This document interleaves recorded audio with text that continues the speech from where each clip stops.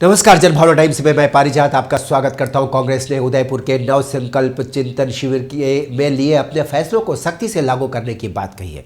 शिविर में लिए गए फैसलों के बारे में जानकारी देते हुए पार्टी के महासचिव अजय माकन ने कहा कि हमें ढांचागत बदलाव करने की जरूरत है। उन्होंने कहा कि हमारा प्रयास है कि काम करने वालों को इनाम दिया जाए। काम करने वाले यानी सक्रिय होकर काम करने वाले, ईमानदारी से काम करने वाले लोगों को इनाम दिया जाए और उनके परफॉर्मेंस को ध्यान में रखकर फैसले लिए जाए।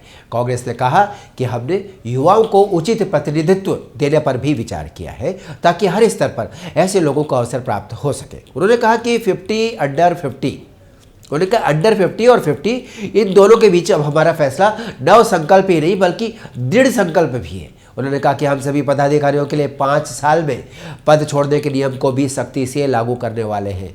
उन्होंने ये भी कहा कि हमारा पहला काम यह है कि रिक्त पदों को 3 से 6 महीने के भीतर ही भर लिया जाए। इसके अलावा बूथ, मंडल और ब्लॉक कमेटियों का गठन किया जाए। Election management, public insight department समेत 3 विभागों का बाकायदा पूरी तरह से गठन किया जाए। पब्लिक इंसाइट डिपार्टमेंट के जरिए सर्वे किए जाएंगे। इससे फैसले लेने में हमको मदद मिलेगी। इसके अलावा हर नेता के काम का आकलन किया जाएगा, सभी को टास्क दिया जाएगा और उसे हासिल करने का पैमाना ही उनके प्रमोशन का आधार बनेगा। कांग्रेस ने फैसला कर लिया है कि एक व्यक्ति 5 साल से ज़्यादा समय तक अपने पद पर नहीं रहेगा। एक व्यक्ति एक पद के फैसले को सख्ती से लागू किया जाएगा, जो कि भारतीय जनता पार्टी में देखा जा रहा है और इसकी शुरुआत भी भारतीय जनता पार्टी से हुई है। कांग्रेस उसको फॉलो कर रही है। अजय माकन ने कहा कि हर साल अखिल भारतीय कांग्रेस कमेटी का सम्मेलन होगा। 2 अक्टूबर से भारत भर में 3000 किलोमीटर की भारत जोड़ो यात्रा निकाली जाएगी। यही नहीं, आज़ादी की 75वीं वर्षगांठ पर हर कांग्रेसी नेता 9 अगस्त से 75 किलोमीटर की यात्रा पर निकलेगा ताकि पार्टी के लिए जनाधार मजबूत किया जा सके। उदयपुर में नव संकल्प शिविर 3 दिवसीय का जब हमारा खत्म हुआ तो हमने नव संकल्प ऐलान वहाँ पर पढ़ा। आज मैं आप लोगों को संक्षिप्त के अंदर इसको कैसे हम 2-3 बड़े बड़े चीज़ों के अंदर डाल सकते हैं वो बताना चाहता हूं और साथ में शुरुआत करना चाहता हूं कि भारत जोड़ो का नारा क्यों और भारत जोड़ो के नारे से हमारा मतलब क्या है। आज भारतीय जनता पार्टी के वो नेता जो कि देश के हुक्मरान हैं, वो एक गलत फहमी के शिकार। उनको लगता है कि भारत केवल कुछ चंद भूखंडों का ही समूह है, कुछ ज्योग्राफिकल लैंड मास इकट्ठा हो गया है, सिर्फ उसी का समूह है। उनको ऐसा लगता है, जबकि यह सच्चाई नहीं। भारत कुछ चंद भूखंडों का समूह नहीं है, बल्कि भारत की जनता और लोगों का समूह है। यह समझना चाहिए। और जब वो भारत के इस समूह को धर्म के नाम पर तोड़ते हैं, गरीब और गरीब जब हो जाता है, अमीर और अमीर बन जाता है और इसकी खाई जब और बढ़ जाती है, तो गरीब और अमीर के बीच खाई बढ़ने से जो भारत टूटता है,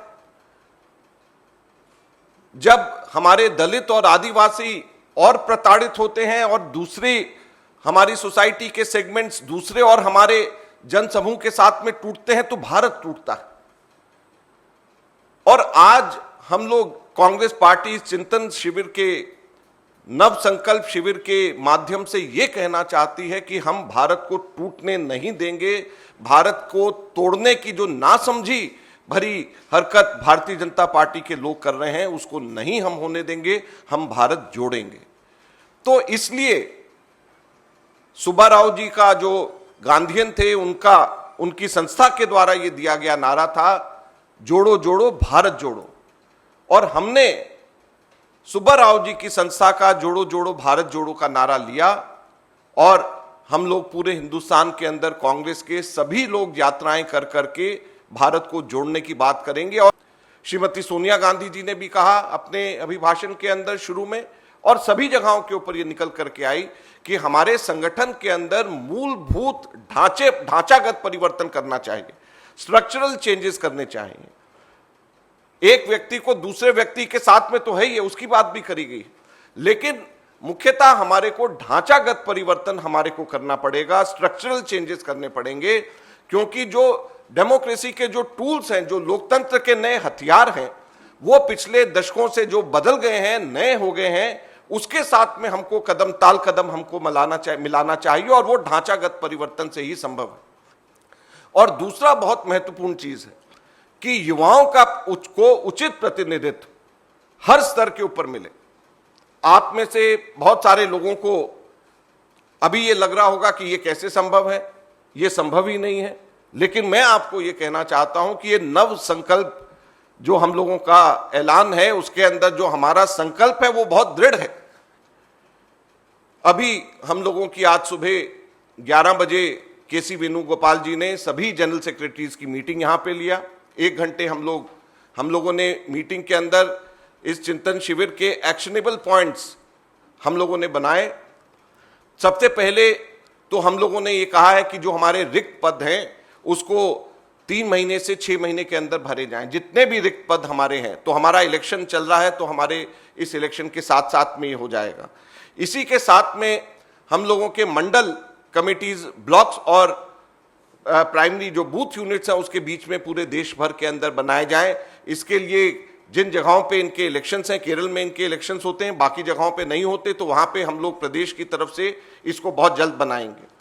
और 3 नए डिपार्टमेंट्स, एक तो election management department, public insight department और नेशनल इंस्टीट्यूट ऑफ ट्रेनिंग, ये तीनों की स्थापना भी हम लोग जल्द कर रहे हैं। और ये पब्लिक इंसाइट डिपार्टमेंट हमारे साइंटिफिक सर्वेज करेगा, ताकि हमारे हर लेवल पे लोगों को इस चीज का अंदाजा हो कि हमको किस तरीके से आगे पार्टी को लेकर के जाना है, इश्यूज के ऊपर हमारी क्या सोच और क्या रिस्पॉन्स होना चाहिए।